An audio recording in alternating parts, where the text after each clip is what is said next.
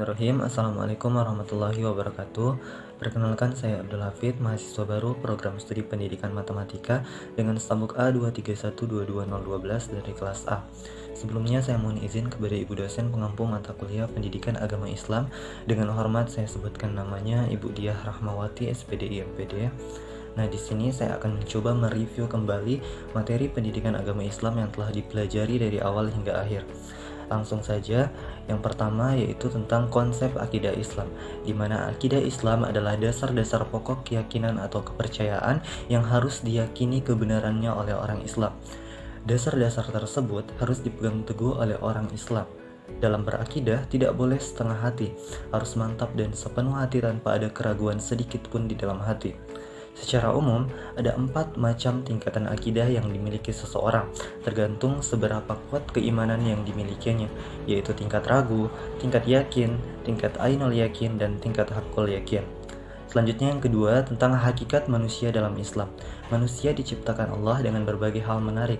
Dalam Al-Quran, manusia dipanggil beberapa istilah, antara lain al-insan, an-nas, al-bashar, al-ab, dan lain-lain. Menurut agama Islam, manusia terdiri dari 2 unsur, yaitu jasmani dan rohani. Tugas hidup yang dipikul manusia di muka bumi adalah tugas kekhalifahan, yaitu tugas kepemimpinan, wakil Allah di muka bumi, serta pengelolaan dan pemeliharaan alam. Khalifah berarti wakil atau pengganti yang memegang kekuasaan.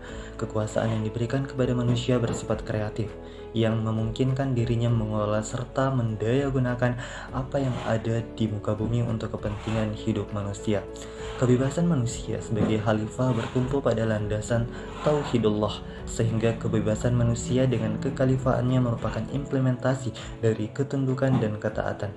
Ia tidak tunduk kepada siapapun kecuali kepada Allah Subhanahu wa taala. Yang ketiga, konsep hukum Islam. Hukum Islam berarti seperangkat peraturan berdasarkan wahyu Allah Subhanahu wa taala dan sunnah Rasulullah sallallahu alaihi wasallam tentang tingkah laku manusia yang dikenai hukum yang diakui dan diyakini mengikat semua yang beragama Islam. Sumber hukum Islam yang utama adalah Al-Quran dan Al-Sunnah, dan kemudian diperkuat lagi oleh ijma dan qiyas.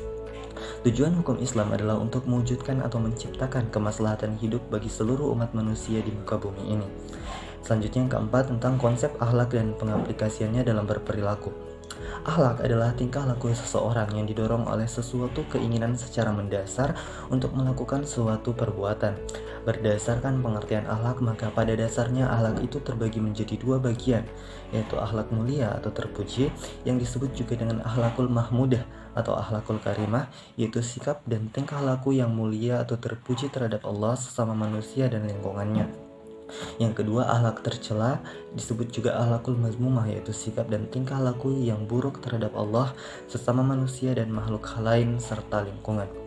Begitu pentingnya akhlak dalam Islam hingga Rasulullah Muhammad menyebut dirinya diutus Allah bukan untuk tujuan lain selain untuk menyempurnakan akhlak.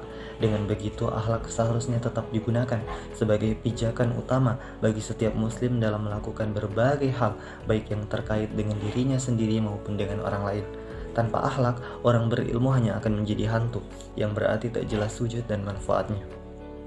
Selanjutnya, yang kelima yaitu tentang iptek dalam Islam.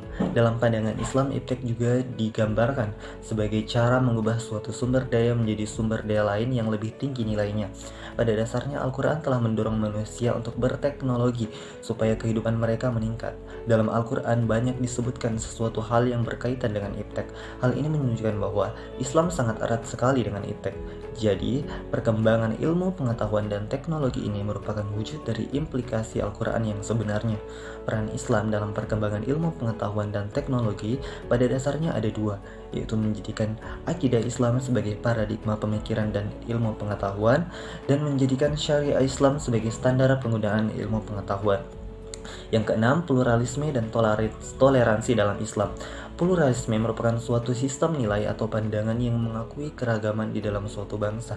Keragaman atau kemajemukan di dalam suatu bangsa itu haruslah senantiasa dipandang positif dan optimis sebagai kenyataan real oleh semua anggota lapisan masyarakat dalam menjalani kehidupan berbangsa dan bernegara. Esensi makna pluralisme tidak hanya diartikan sebagai sebuah pengakuan terhadap keberagaman suatu bangsa, akan tetapi juga mempunyai implikasi-implikasi politis, sosial, dan ekonomi. Islam memandang bahwa pluralisme adalah sesuatu yang alamiah atau sunatullah dalam wahana kehidupan manusia.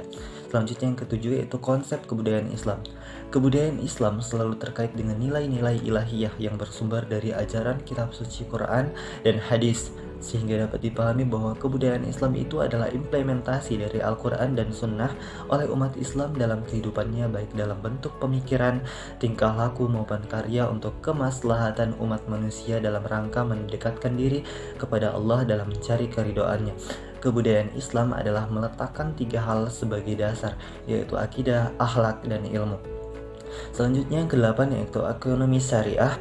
Nilai dasar ekonomi syariah adalah seperangkat nilai yang telah diyakini dengan segenap keimanan, di mana ia akan menjadi landasan paradigma ekonomi syariah. Nilai-nilai dasar tersebut berdasarkan Al-Quran dan As-Sunnah. Kemudian sebagai ekonomi yang bersifat robbani, maka ekonomi syariah mempunyai sumber nilai-nilai normatif imperatif sebagai panduan serta pedoman yang mengikat.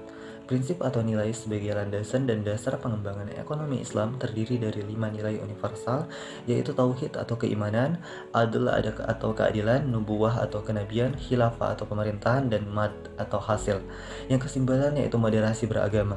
Moderasi beragama adalah cara pandang kita dalam beragama secara moderat, yakni memahami dan mengamalkan ajaran agama dengan tidak ekstrim. Moderasi beragama mengajarkan bagaimana cara pandang kita dalam kehidupan beragama yang baik dan benar, tidak ekstrim, apalagi radikal. Moderasi beragama pun memberitahu kita sebagai seorang muslim untuk bertoleransi antara sesama umat beragama, tidak diskriminasi antara suku agama, juga mengajarkan bagaimana cara kita berpikir dinamis dan inovatif. Yang ke-10 yaitu sistem politik dalam Islam. Dalam hal ini, urusan politik dan Islam merupakan 2 hal yang berhubungan dan tidak dapat dipisahkan, karena Islam bukanlah agama yang hanya mengatur persoalan ibadah individu saja, melainkan mengatur tentang politik dan segala urusan hidup. Islam tanpa politik akan melahirkan terbelenggunya kaum muslimin yang tidak mempunyai kebebasan dan kemerdekaan melaksanakan syariat Islam.